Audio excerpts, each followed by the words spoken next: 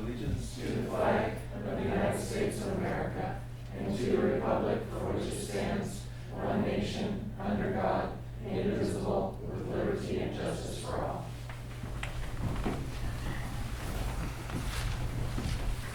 Thanks for being here, everyone. Some familiar faces, some not so familiar, and Senator Shelley Short, thank you for being with us this evening. We're excited to have you. It's a pretty cool thing. It's not every day we get to speak with the senator and hear a little bit of their perspective and some questions answered. We kind of lined out how this is going to work. We've got a lot of questions that were submitted via email, which is kind of the route we took so that we can kind of move through this in a timely manner. So if she's got questions she's going to be answering. We will have a live question time, about 30 minutes in, something like that, okay? Please keep your questions succinct, keep them to questions and or brief statements. This is public comment time. We're gonna limit you to a minute on those, just so we can get to everybody. Odds are good, a lot of your questions will be answered by the time we get to that point anyway. So that's what we've got beyond that, and I guess I should have welcomed our online visitors as well. So I know we have a lot of people with us online. Thank you for being with us. I hope you can hear me. After that's over, we do have some regular board business that we're going to buzz through. You're welcome to stick around for that. If you feel so inclined, that's a clean break at that time. So feel free to leave if you like, or you're welcome to stick around for that. So, Travis, if you want to introduce Senator Shelley Short. Absolutely. So this is Travis Hansen sitting behind the screen for a moment, just trying to give you a sense of our room here in Zero Park Boardroom. I do want to welcome those who are online and remind you that you have the ability, even though you can't control your mic or your camera, to submit comments or questions using the Q&A feature at the bottom of your screen. So if you want to click on that over the course of the next 30 or 40 minutes and submit any questions, I'll be keeping an eye on that Q&A window. Alexa Ullman, our assistant superintendent, is also in the room. She's got access to the Q&A window, and so we'll be taking a look at what's there. And if we have time to get to any of those questions or comments submitted online, we will certainly make an attempt to do that. Otherwise, those are maybe some questions and things that we can answer later, or potentially even pass on to Senator Short and our other representatives. So with that said, I just want to take a moment, as Greg said, and recognize this, what I think is a pretty extraordinary opportunity. Senator Short, we're grateful for the opportunity to have this time with you. I want to acknowledge on behalf of this board that you've always been gracious with your time with us. You're open, you're available, and we sincerely appreciate you. For those of you who might not have had an opportunity to interact with Senator Short or know a little bit about her, I just wanted to begin by sharing a few things. As far back as 1994, Senator Short has been involved in politics. She worked for Congressman George Nethercutt for 10 years, from 1994 to 2004, and then for Congresswoman Kathy McMorris Rogers for a couple of years, before she took on a role as a senior legislative assistant for Joel Kretz in 2006. Senator Short begins representing District 7 as a representative in the legislature in 2009, and she continued in that role as a district representative until 2017. At that point, she was chosen to fill the vacant Senate seat, made vacant by the departure of then Senator Brian Danzel, and has been serving in that role since 2017. Senator Short is currently the Senate Republican floor leader in Olympia, representing District 7. And again, Senator Short, we're thrilled to have you here. Thanks so much for being here. I'll be quiet for a minute and let, if you have any opening comments before I start throwing some questions at you, please feel free to take a moment and do that now. Oh, sure. Thank you so much. And, you know, the favorite part of my job and really that I take such a great honor with is fighting for people here, you know, in Northeastern Washington, in our district. It has been an incredible honor to do that. It's probably the hardest job I've ever done, only because, you know, there are things that are outside of our control. And I think the last 2 years have shown that it's incredibly out of control. And yet, you know, my job is to try and help people through that and try to look for solutions. So I'm just going to share that the last 2 years, or almost 2 years, have been daunting. They've been frustrating. There's an incredible indifference to law and to our state constitution, the separation of powers, the fact that you elect me to fight for you in Olympia and then be sidelined because the governor has chosen to be a dictator, I never thought we would see it in our state. I believe there's a way through this, but it's not going to happen quickly. And I can just say that it keeps me up at night. I think about how much we have lost as parents, as individuals, as school board members, with the decision making that you all have, whether it's the choice of how your children learn in school, or whether you're forced to be vaccinated to keep your job. And then I know that there are also, frustrations that school board members have shared with me about their inability to make decisions that are reflective of the communities in which they are elected and serve. And most notably, just creating space for our kids, your kids, to learn and to grow and to become adults and to be on their own, to be a part of that foundation. It's, I don't take this lightly. We have fought at every level since the beginning of the pandemic, and really when it became very clear that the governor was going to decide to do things on his own. By the way, he's not listening to the Democrat members of his caucuses either. He's chosen to go alone, and unfortunately, and we'll get into it, I think, with some of the questions about how he has authority to do that. But it does not mean that we have not stopped fighting. We have not stopped looking for every legal angle, whether it is supporting litigation or looking for legislative angles that we can, and creating relationships and people who support our ideas in the legislature. I just want you to know that I'm not giving up on our freedom, and I'm not giving up on liberty, but we are not there. And we're just going to continue to look and to fight for ways that are going to make a difference. I wanted to share that. I'm not trying to malign anybody, but I think freedom and liberty are the most important things that we have in our state and in our country. And I just want to share that personal perspective, not only just of mine, but what I'm hearing from other people in the district. So thank you, Travis. Fantastic. Thank you so much. Appreciate that. I think a lot of that, some of the things you addressed is going to come up here with some of these questions. Let's just dive in. You already started to allude to this question that came up a couple times that people had submitted. So if you could just begin by speaking to the fact that how did we get here in regard to the state constitution and the fact that our governor has exercised such broad power and making decisions what seems to be in isolation without the consent of or input from the legislature? Sure, that's a great question, and I can tell you we have looked over every law and everything related to this, from the Constitution and the laws that previous legislatures, enacted. And there's a law that was passed in 1969. It was creating the emergency powers, where a governor could act, in a time of emergency to make sure that the government ran smoothly, all of those things. I think in 1969, nobody, we can all think to, the wars, nuclear issues, things at that time, natural disaster. So that law's been on the books. There has never been a governor who has abused this. The authority has been there. The authority to decide when a state of emergency stops and ends resides with the governor, and it's been there since 1969. But no governor has abused it like our current governor, and I'll share why. So there's two sections to that law. The first section is one completely to the governor.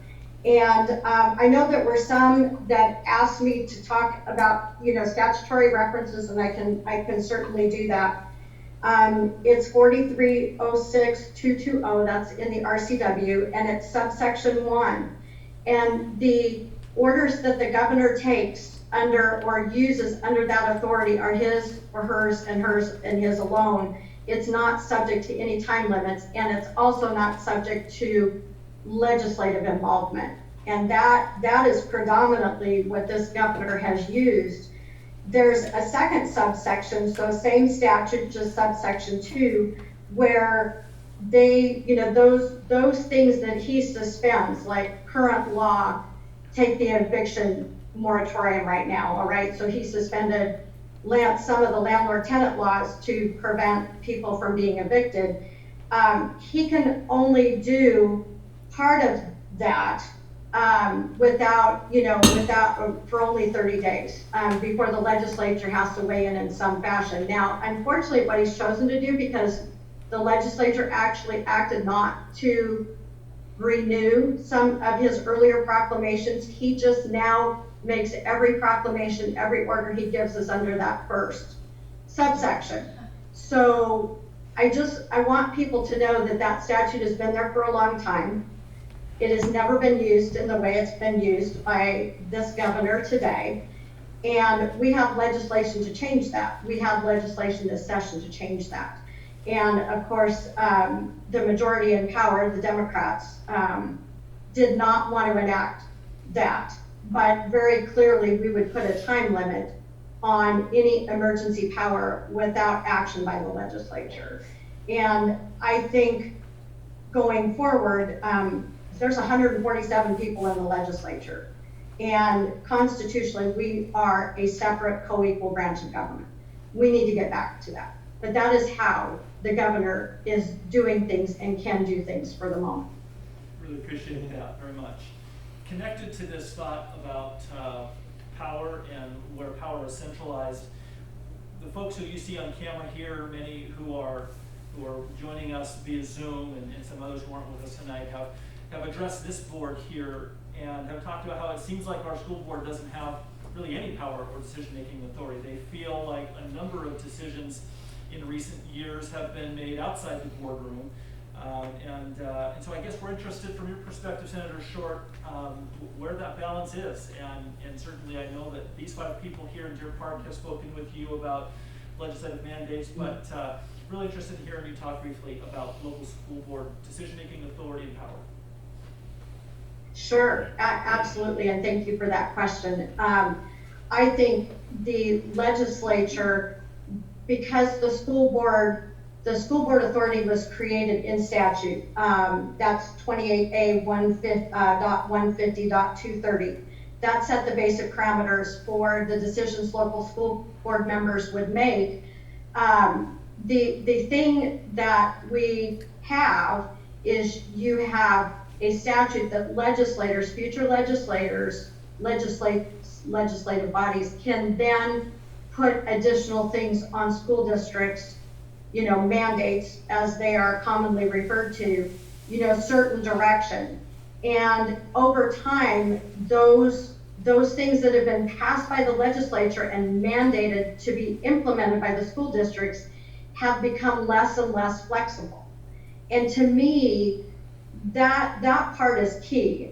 We all know about Senate Bill 5044. I know that's going to come up at some point, but it's a perfect example of how can you give local school boards or make sure that they retain the flexibility of how to implement it in a way that makes sense for their district, the kids, and the community members that are a part of the school district community.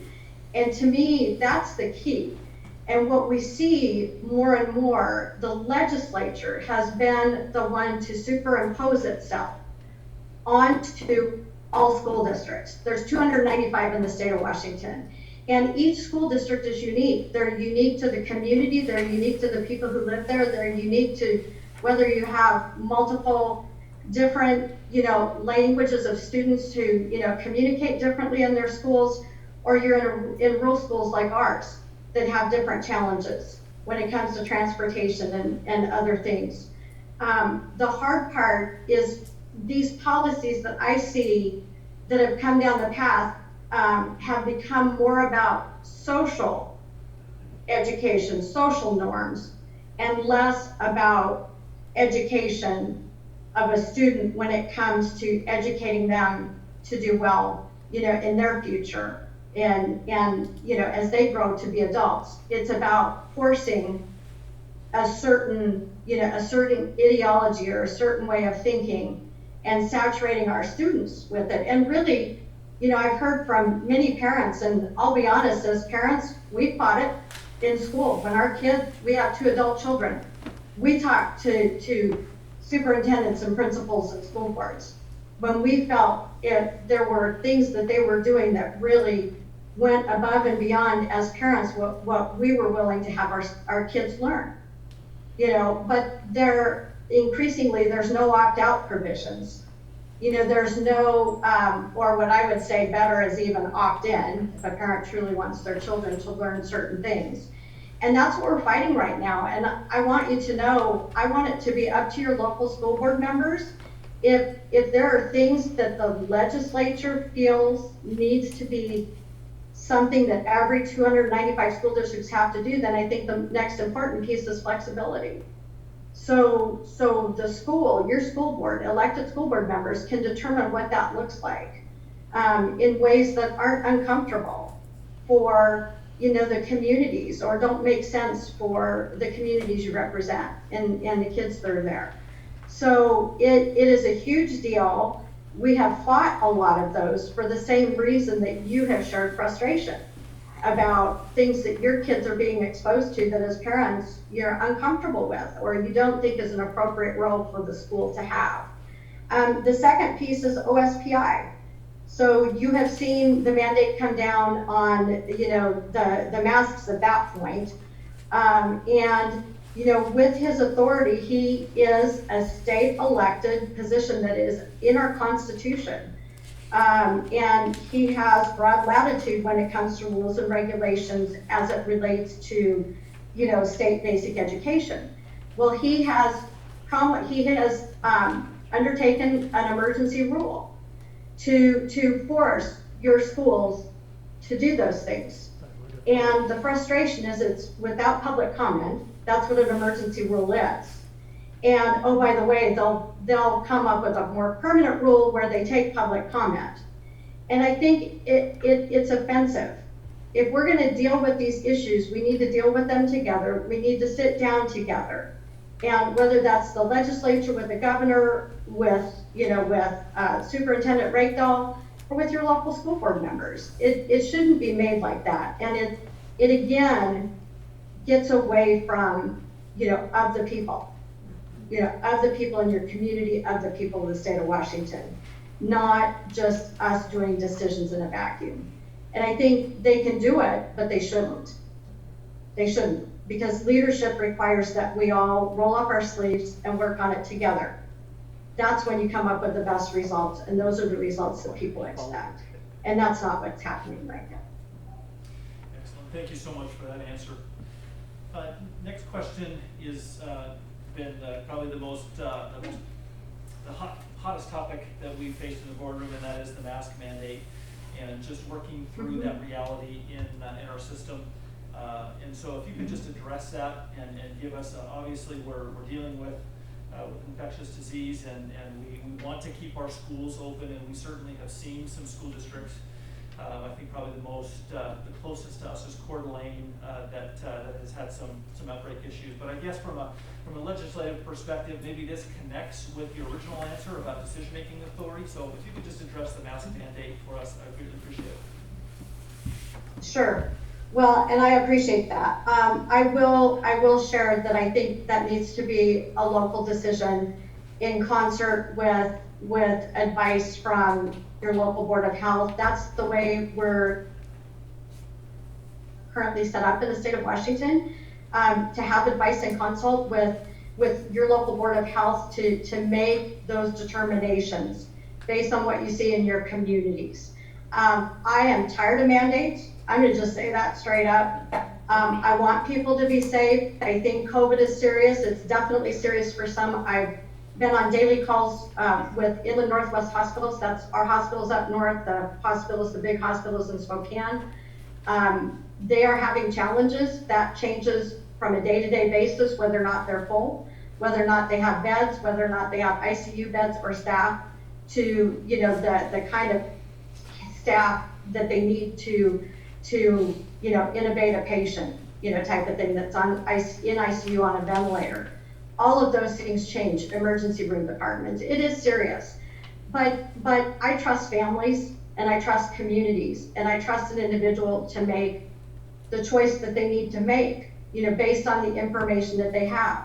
I think those kind of decisions are best made locally with the information that you can gather from local health.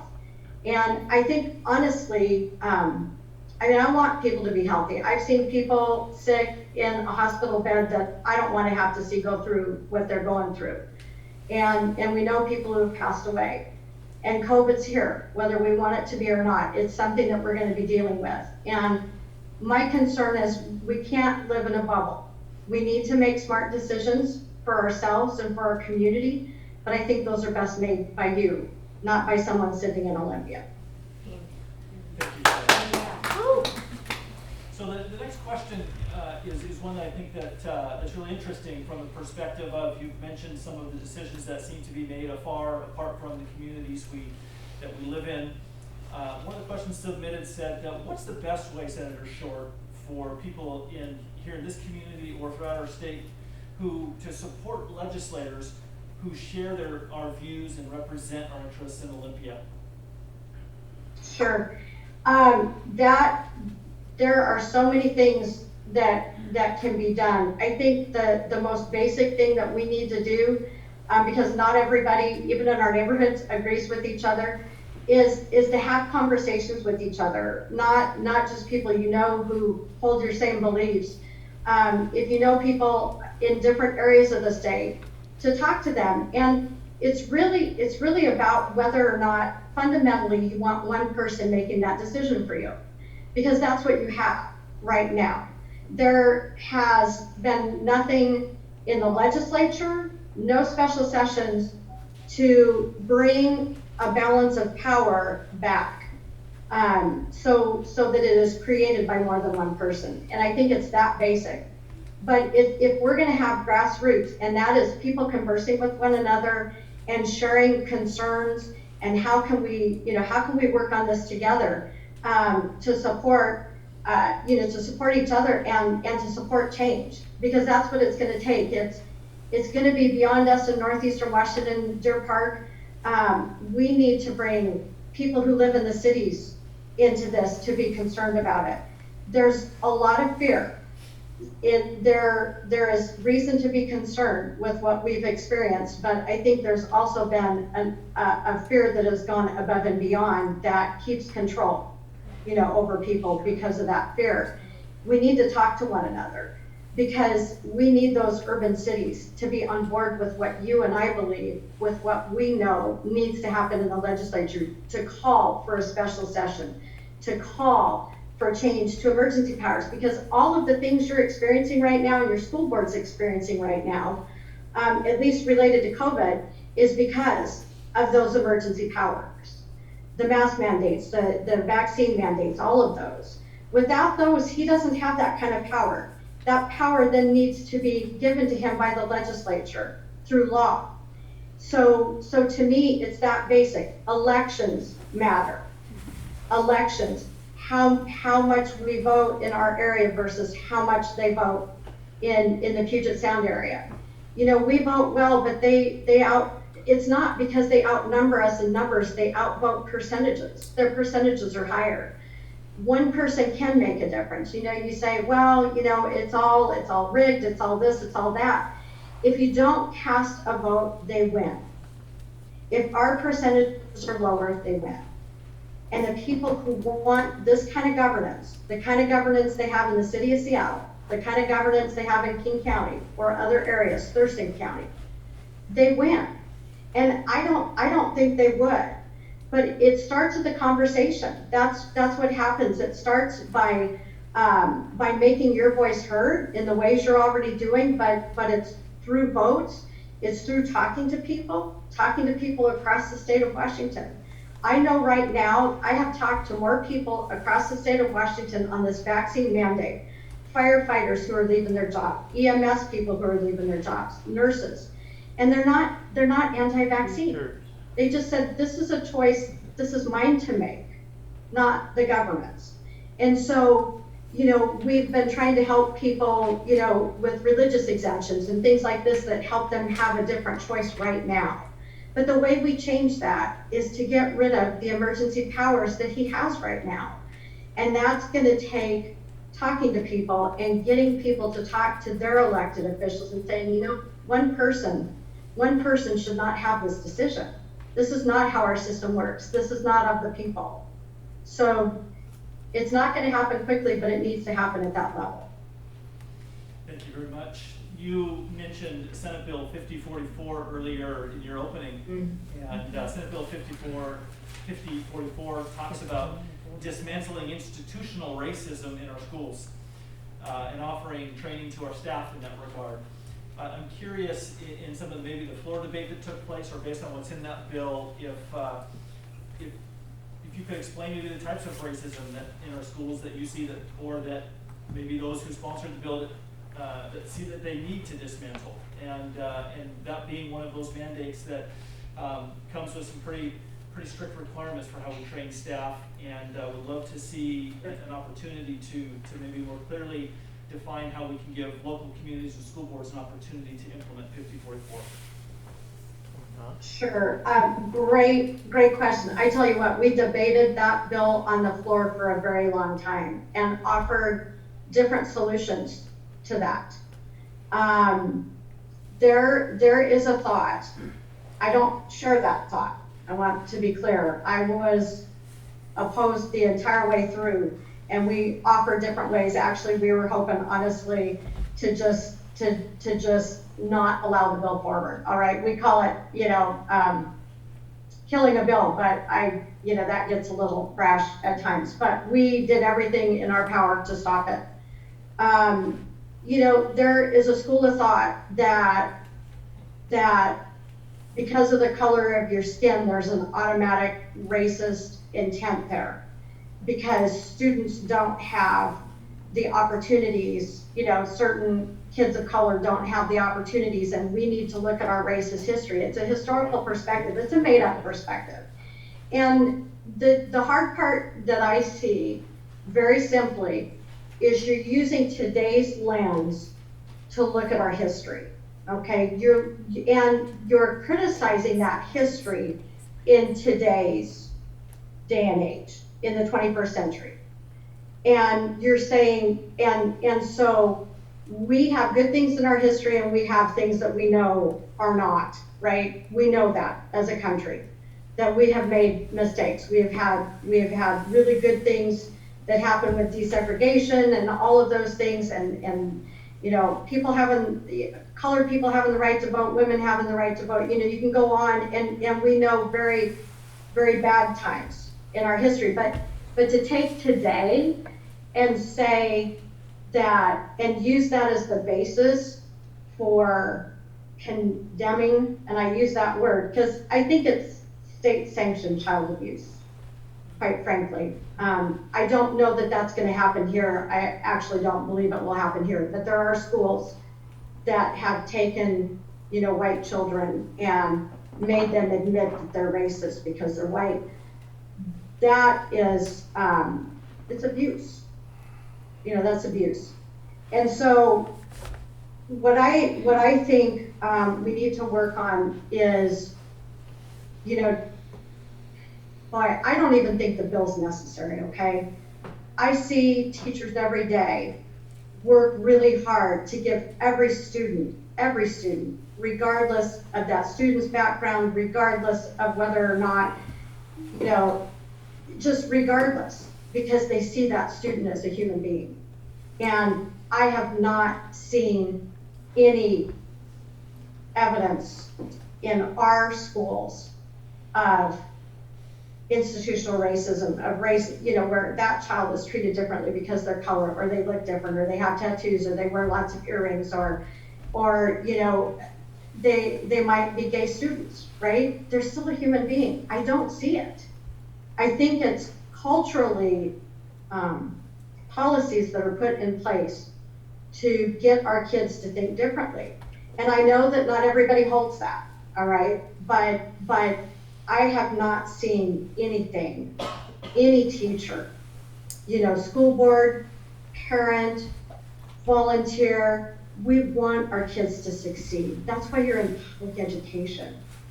You want to give any child the best chance he or she has at succeeding and creating and that educational foundation.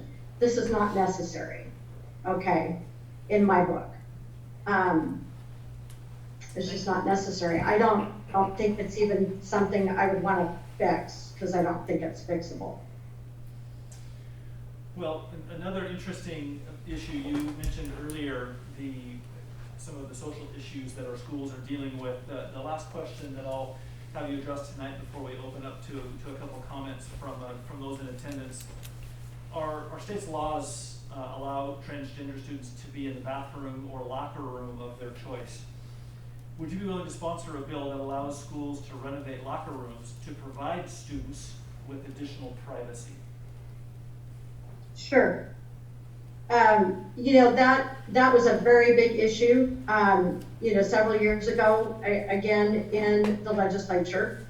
Actually, it was in the legislature, but then OSPI took a number of, forcing school districts to do certain things. But I think, look, people have a right to privacy, and I think our parents need to feel that there is a place where their child can be secure. That's not a knock. That's not making any decision or how I feel about the transgender issue. But the reality is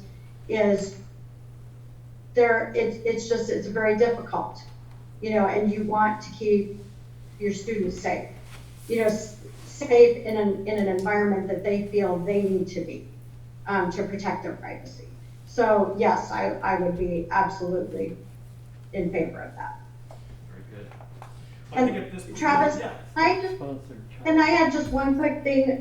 The only thing I would say about 5044, I think what's really important, and I am looking at sponsoring legislation. This would be not just a 5044, but really as bills pass the legislature, that if they're not going to be stopped, I want to be able to make sure that they are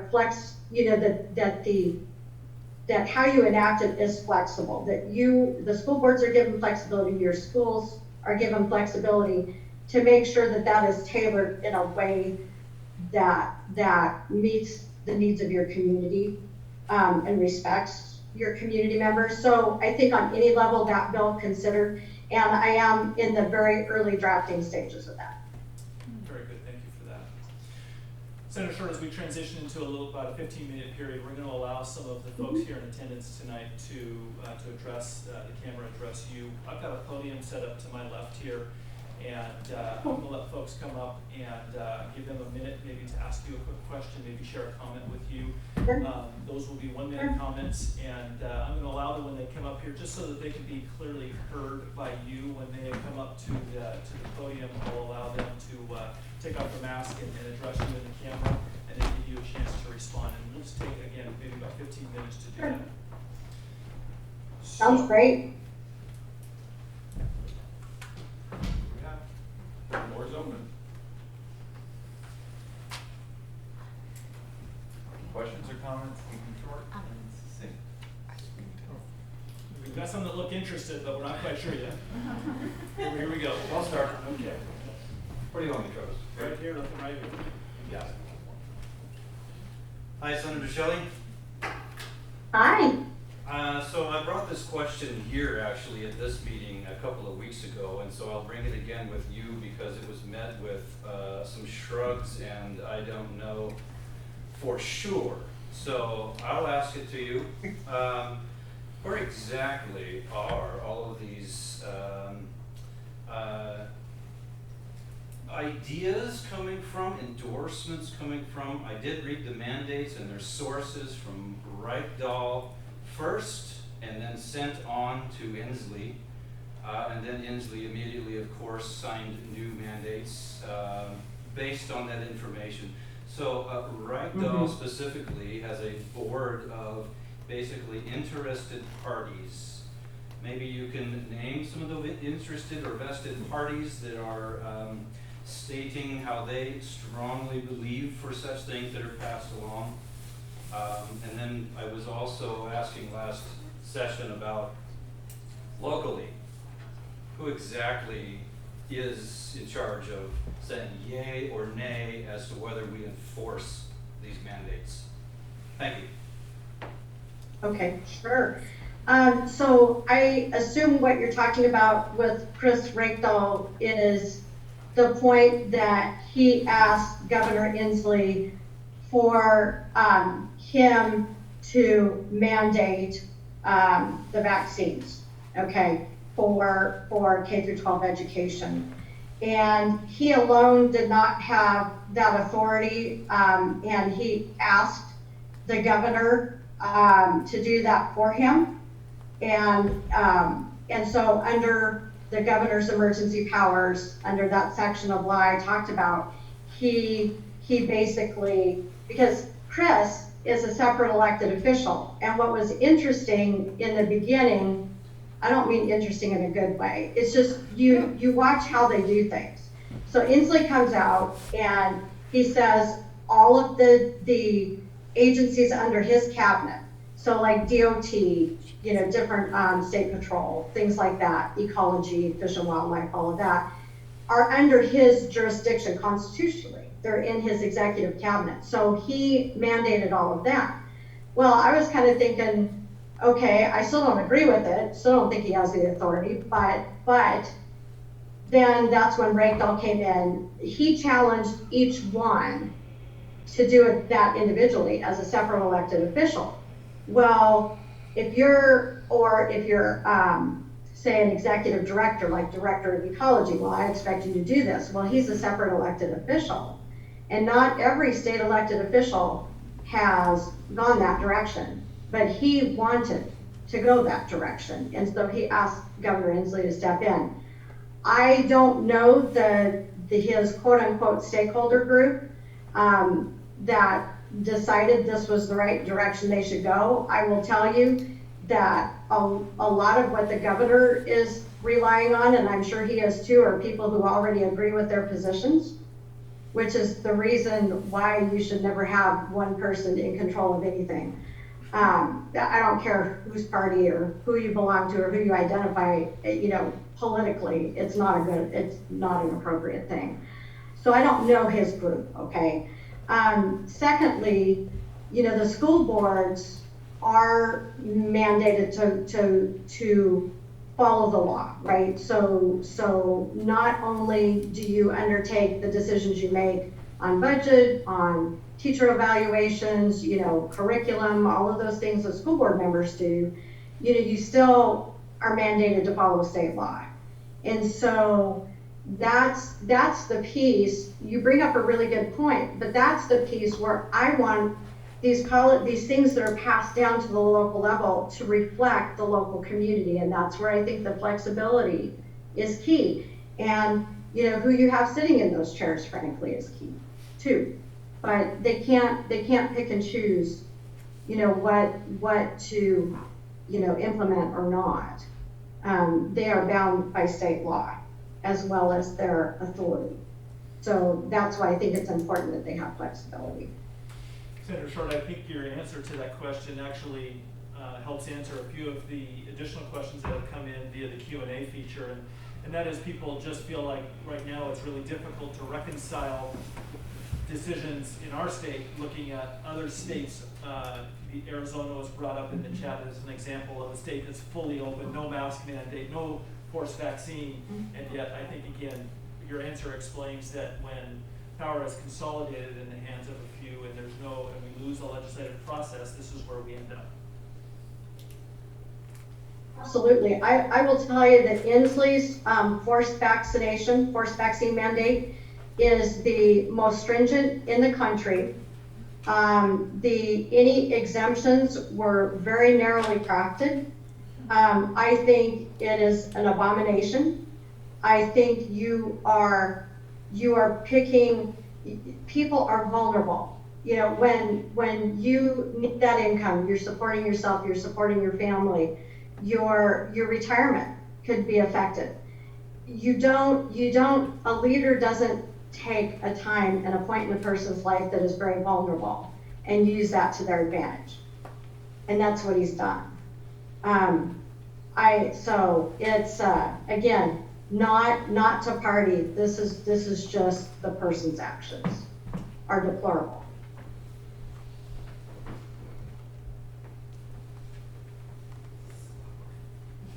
Hi, Senator Short. Thank you for being Hi. here. So along the same Thank you vein- for coming too. Along the same vein of the vaccine mandates, are you hearing anything on your end as to, I know that they're currently testing for children under the age of 12. Are you hearing any whispers, anything about vaccine mandates for our kids to go to school? I know that our state constitution does protect our children and their rights with regards to vaccine mandates in school, but as we've covered, that doesn't seem to be relevant anymore for Inslee. So I'm just wondering, have you heard anything or anything like that? That's a great question, and thank you for that. So right now, any kind of additional vaccine mandates have to come from the legislature. They're normally there are discussions with the State Board of Health to make recommendations on that. The MMR, the measles, when they had the measles outbreak in Clark County, when that came up a couple of years ago, we had that discussion and debate, vigorous debate on the floor of the House and Senate. So it rests with the legislature. I have not heard anything at this point in time. I think given because of the age of the kids and because there's testing underway to determine, how to make that safe. Is it safe? Is it not? To what degree? How much of the vaccine is given to the children at their early ages? I've not seen anything yet. I would hazard to guess that it will be expected. And for me as a lawmaker, we're already looking at data and things to present arguments against that. Okay, just to be honest, we came very close to stopping the MMR one, which, as we know, was to a particular county. So if it wasn't for the lieutenant governor overriding the authority that he had when we were on the floor of the Senate, we would have killed that bill. We'd have been successful with it. But I would expect that something like that would come, maybe not right yet, but we are certainly keeping our eyes open, and that would be something I would be against. Thank you. I think we've got time maybe for 2 more questions if there's interest. Yes, come on up.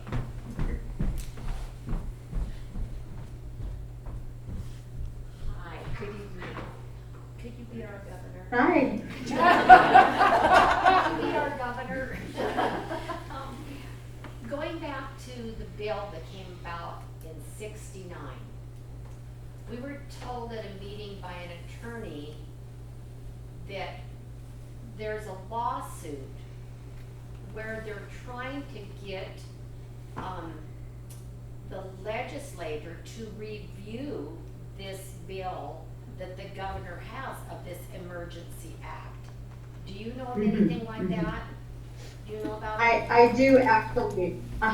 There's 2 active lawsuits, and one is now these are 2 current active lawsuits. There have been other lawsuits that have not gone anywhere, but the 2 that are active, one is in Douglas County it's in Chelan County, but it's in their Superior Court system. And I believe that's on the emergency orders. And then the second one that has just been filed is in Walla Walla, and that's on the vaccine mandate and the constitutionality of that. And Walla Walla just heard hearings today, and unfortunately, they agreed to switch that case to Thurston County. So that probably doesn't look well for that. But there are 2 active. Yes, I'm familiar with both cases. So the second part of my question, if a district chooses to not enforce the unconstitutional mask mandates, what are the consequences? And is there any legal recourse if they choose to discontinue masks? Is there any legal recourse for them? I mean, we have this letter here from Rectal, and he says that at the end of July, I informed you that OSPI intended to withhold funds. So they're punishing people if they don't follow these. Do we as a district in Deer Park have some legal recourse? So there would be legal recourse if the lawsuit that is ongoing right now is successful. So that's to be determined. I would say right now, anything that emanates from the governor's emergency orders, which Ray Dahl's, I thought it was very distasteful and not needed. It just shows how worried he is for the autonomy of school districts. I think it shows that he doesn't want school districts to be autonomous.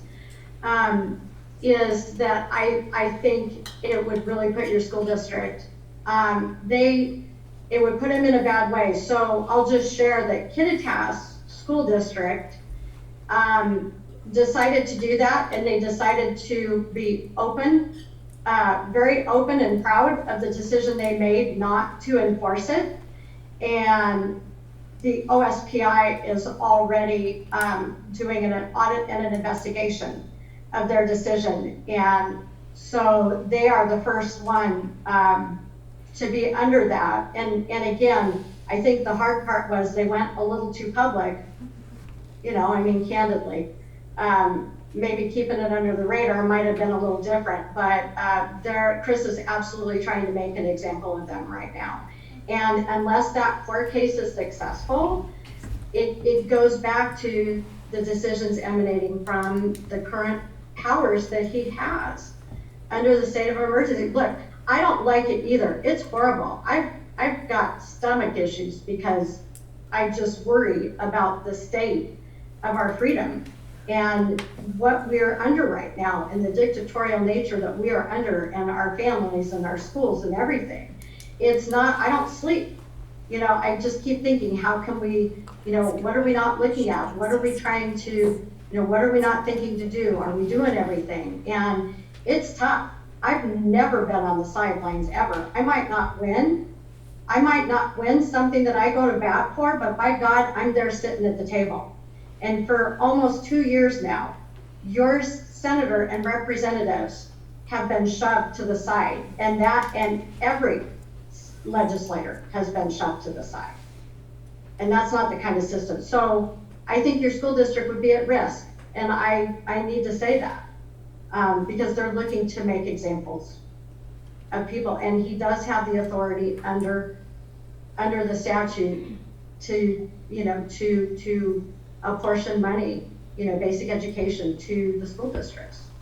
So I'm hoping that lawsuit's successful. Thank you for that answer. Senator Short, as we wrap up, I guess on behalf of this community and this school board, I would say I believe that you're aware of the difficult things we're going through right now related to COVID, the ways that this has impacted labor, not only obviously in the public sector and K-12 schools, but I think nationally is an issue right now. We're on just threadbare staffing in our transportation department. Thankfully, we've got just wonderfully dedicated employees that are, we've got a transportation director who's driving on an almost daily basis. Our mechanics are driving buses. Unfortunately, we're in a place where having to not only modify start times of athletic events, but even consider not being able to transport kids to some varsity events. There are districts around us who in the very same circumstance, are spending significant amounts of their school funding on renting charter buses to get kids places. So I look forward to working with you. I know that the 5 school board members here in Deer Park look forward to working with you as we take on these challenges in the year ahead. Even just on a daily basis here in Deer Park right now, filling our sub openings when we've got teachers who are out sick. It's all been an incredible challenge. I would tell you that I'm incredibly proud of the employees here and the ways that the folks here in our school district have responded to this, and the ways that they have stepped up to the challenge. So I just wanted to share that with you, and again, look forward to the upcoming legislative session, to working with you, with Representative Mckibben, with Representative Kretz, and all of our legislators in trying to make sure that the things that we've addressed tonight, that we seek solutions. And that I know tonight we've talked a lot about it, but greatly appreciate the ways that you have, as I shared at the opening, been open to our input. You've been gracious in sharing your time, and we so greatly appreciate you being here with us tonight.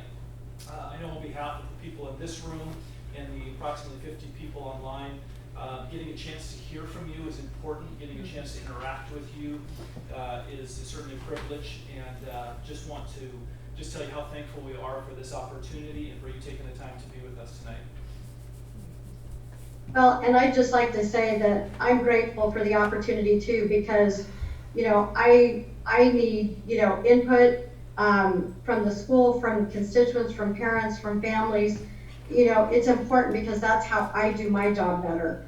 That's how I work and fight for the things that people here want me to fight for. And I would just end, if you could, Travis, put my email address in the chat box so that people, if they have any follow-up, either they want additional discussion or didn't get to their question, or maybe they had a question after, some of our information, I would certainly be happy to follow up with people. Greatly appreciate it. I want the room to acknowledge you and just give you a hand for being with us tonight.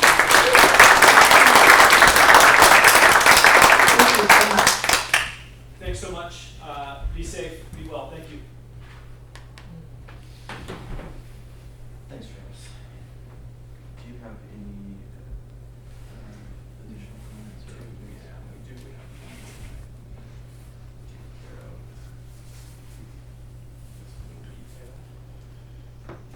Okay, so we'll leave it on. For folks who are online, if you would like to stick with us, we're going to jump into some regular board business now, even though Senator Short has left us. And we're going to start tonight with October is our Disability History Month, and it's a chance for our schools, our entire system, to recognize our students with various disabilities, various types. It's a month where we really work hard to build that expectation that we're here to serve every single one of our kids in the way that they need. So tonight here we have our Special Services Director, Suzanne Mckibben, who she's in her first month of the job, and we certainly have appreciated her and her hard work. She brings a great deal of expertise to Deer Park and has been helpful in so many ways already, and has hit the ground running. And in addition, we've got Cameron Gilbert, who is presently serving as our athletic director here in Deer Park District, but prior to that, Cameron was very involved as a special education teacher at Deer Park High School, and was very much involved in the inclusionary work we were doing to ensure that we are giving our special education students the opportunity to access the regular classroom as much as possible. In the school world, you're probably familiar as school board members, but for those who aren't, we call it the least restrictive environment, and it's an important special education term, and we really work hard and are really working to improve the ways that we give our special education students access to core curriculum, to the least restrictive environment in our classrooms. And Cameron is going to share a little bit about that work with you. Thanks, Cameron.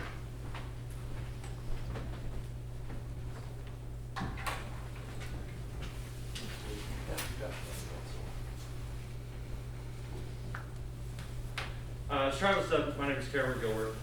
I've been in this district now for, I think this is 14 years. Started in this district as a substitute teacher and a coach. Coached everything from middle school basketball to football at the high school level, track and field at the high school level, and basketball as well.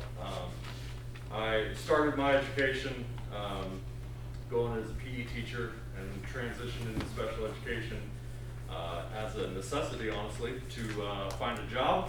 And you know, I love my time here at Deer Park, and I've been able to kind of be handed different tasks as in regards to special education. When the state came out and started talking about inclusionary practices, Greg Swartz kind of tasked me when this first came out to let's look at this, and he needed a little assistance where the high school was, and how are we going to move from where we were at to what the state really needs us to go. And so the information you have in front of you there shows, like Travis said, least restrictive environment. That is what in special education we want our special ed students to have. We want to give them their services so that they can access the special design instruction they may need due to their disabilities. But we don't want to restrict their abilities to be within the general ed population as well. When we started this work, it has been about 2.5 years ago now, looking at the data, looking at where we are as a district, also looking at on my end at the high school level, where are our numbers at as related to what the state wants. If you look at the chart in front of you guys there, the state average for least restrictive environment is about 55% of our students in the state of Washington were in the correct, if you will, least restrictive environment. There's 3 categories: LRE 1, least restrictive environment 1. That is students that are in 80 to 100% general ed. Okay, and depending on the school system, depending on how their class structures are, that percentage can change. This is the category the state's really focused on. They want that to be 80% of your student population to fall within that category. At the high school level, when we started looking at this data, the way that our high school stuff was structured, our classes were structured, we fell at 25%. Extremely low for what really inclusionary practices is beneficial for students and win. So we fell really, really low in that category. So now this is where Greg Swartz, our old special services director, came to me and said, hey, as a department, how are we going to increase this number? And so over the last 1.5 years, I've spent a lot of time studying and figuring out what can we do to make this change, make it good for our students, and also get closer to this number that the state's looking for. So what we did at the high school level, we changed the way that we implement our special ed services to a core intervention is what we call the class. Essentially, it's a class that students can go to get their specialty design instruction, get assistance as they need for all of their classes, as well as the special ed services that they need. And so with that change, and with working with our parents and working with those correct stakeholders that all have ties to those students, we have been able to up our percentage as of yesterday, looking at how kids are scheduled currently within that core intervention and in general ed classes. We've moved up to about 58.5% in that LRE 1. And so looking at that number, at the high school level, we're still not there to where the state wants us to be. Are we going to be able to get to that 80% threshold? I don't think so, just because of the population of students that we have in Deer Park. We have a lot of students that have a lot of developmental disabilities that we can get them out in classes, but it is not, for them, it may not be the least restrictive environment for those students. And so we don't want to try and just throw them out to hit a number. We want to do what's best for our students. And so in reality, honestly, we're probably never going to hit that 80% mark, but we're going to do our best to get as close to that as possible. As a building at the high school level, our goal is to hit 65% in the next year to 1.5 years. It's a process. We're doing a lot of things with training with our high school staff, with training with our para-educators to make this work. And I've already, in the 3 weeks we've been at school, doing grade checks, looking at students' success. I've already seen the gains, the benefits of making this change for our students. So I'm excited. It's been fun to take this challenge on to make this happen, and you know, we're there. We're moving in that right direction, and we're just going to keep growing and get where we need to go. So, questions? Thanks, Cameron. Great. Hold on. Yeah. You're talking, just to kind of outline it, you're talking about the segregation and the desegregation of different students with different inhibitants to learn. Correct. Yeah. So you're talking about trying to reintegrate classrooms and expose kids to all different levels and participate in it. Correct. Yeah. Yeah, because the research shows that for all students, you know, you're talking about students that are on special ed for whatever reason, multiple reasons, developmental delays, or just their abilities in certain subject areas are lower than others. The research shows that students with disabilities and your high students who are exceptional students, them working together collaboratively together is beneficial for all students, and this is where the inclusionary practices is a good thing. Can you name specifically a couple of reasons why not to just throw them all together and basically leave it that way? I understand yeah. breaking away and having small, specific instruction at kids in these special programs as well, for learning or whatever, Yeah. for reading or whatever. Yeah. Why not 90% integration? When you look at the time frame of in high school, a six hour day, the percentage of it, we can't get to 90% just because to be on an IEP for those students, they have to have a certain amount of time in specially designed So instruction. you're fighting the system itself to get 90%. Correct, yeah, because we are bound by law to service those students in those categories that they qualify in special ed. And I think that there are certainly some circumstances where 90% isn't always the right number. So Cameron said earlier, and I appreciated when you said it, that we're not looking for a specific number. We're looking to do the very best job we can for every single student. And so if we can grow that number in a way that's healthy for the kids we're serving, then we want to be all about that. And in cases where that's not, that isn't the case, then we want to make sure that we provide specially designed instruction at their level of need. Correct. But you're fighting against systems that require numbers at both ends. Certainly, and I think the other part you're fighting is the fact that it takes lots of bodies to do that for me. And we've got people who, like Cameron, have training in special education, and they have a background that allows them to target those special needs, and not everybody has that training. I might ask one more thing specifically. Are you integrating at all with parents to help out at home? Because obviously kids at home more than at school, and there are systems that are or are not implemented at home that are helping or not helping. Yeah, when we have our IEP meetings and our teams that come together to develop those IEPs and the plans for that specific student, we work together as a team to make sure that the parents have the tools that they need for those students to be successful at home as well as school, and the whole group works together to ensure that happens. Every couple of months at a meeting. Correct. As many times as we need to, yes. Yeah. And with parent being an important part of that team. No question, yes. Gotcha. Thanks again, Yep. Cameron. Wrapping up district update tonight, just wanted to give you a quick enrollment update. Just slightly under 2,500 at 2,497 head count. Our FTE totals at 2,440, so we continue to be just under 70 students over projected budget, so a good place there.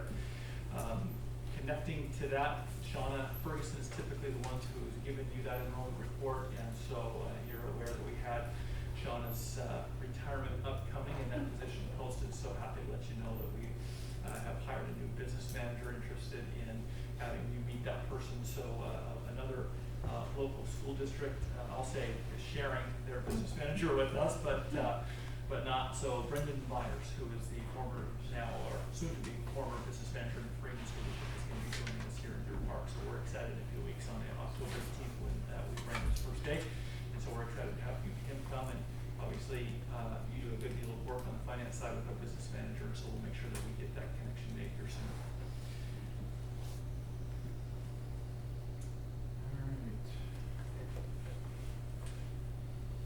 That consent agenda, do we have any discussion on that?